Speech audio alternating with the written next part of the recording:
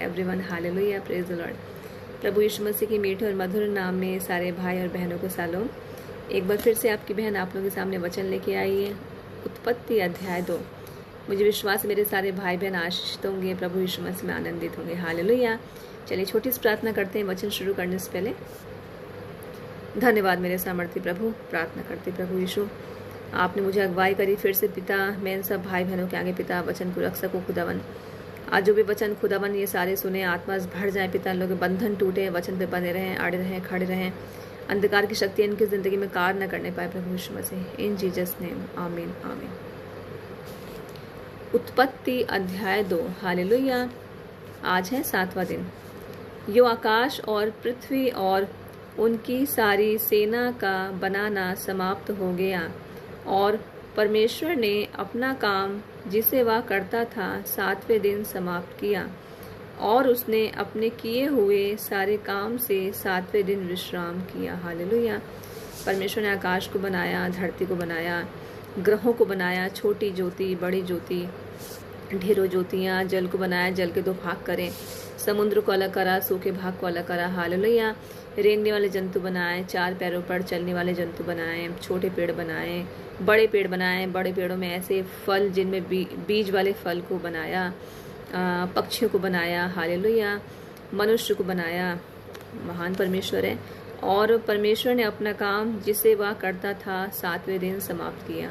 परमेश्वर ने अपना काम जिसे वह करते थे 7वें दिन फिनिश किया, हालेलुया।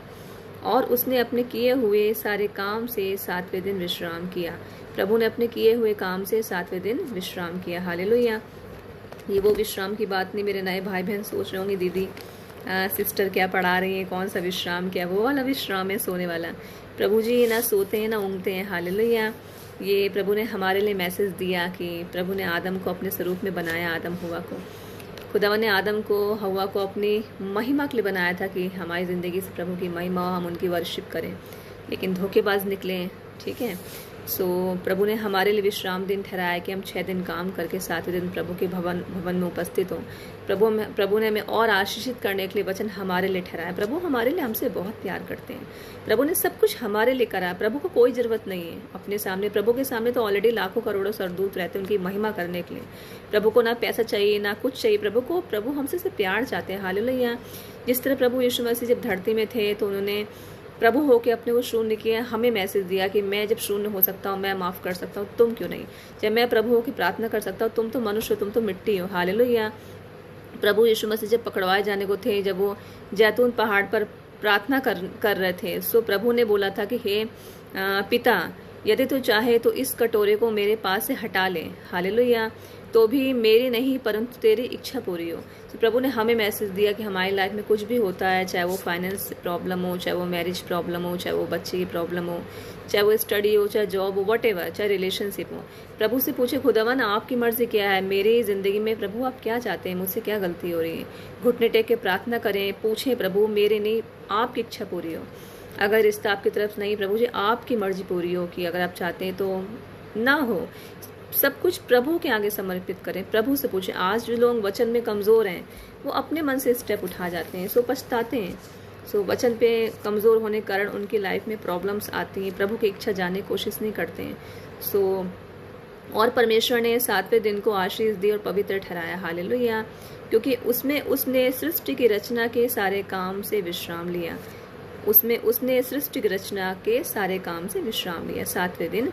सो प्रभु ने हमें दुनिया दी, हमें पूरी कायनात को प्रभु ने दिया और प्रभु ने कहा फलो फूलो सब को अपने अधिकार में कर लो। सो हमारा इतना फ़र्ज़ नहीं बनता कि हम 7वें दिन प्रभु के भवन में, पवित्र दिन जो प्रभु ने हमारे लिए, ताकि हम और आशीष से भर जाएं, हमारे लिए ठहराया कि हम 7वें दिन भी काम करें। प्रभु ने मनुष्य को अपनी स्वरूप में अपनी महिमा करने के लिए बनाया था, लेकिन जब पाप आ गया तो हम इस धरती में आ गए और हमारा बुढ़ापा और हमारी मौत ये क्रम शुरू हो गया, क्योंकि पहले तो अनंत जीवन खुदावन ने आदम हवा के लिए रखा था।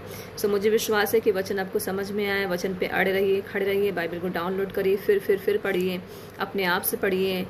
मनुष्य स्वभाव है, कहीं मैंने पवित्र आत्मा मदद से वचन को पढ़ा, फिर भी कहीं गलती हो सकती है, सो फिर पढ़िए और पवित्रताई में रहिए, अपना ध्यान रखिए। फिर से आपके सामने आऊँगी।